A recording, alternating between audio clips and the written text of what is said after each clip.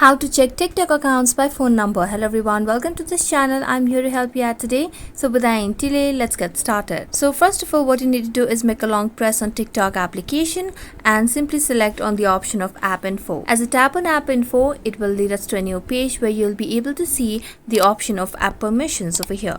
Select on the app permissions option, and as you select on that, make sure that you give access to contacts over here. As you can see, I've already given that access.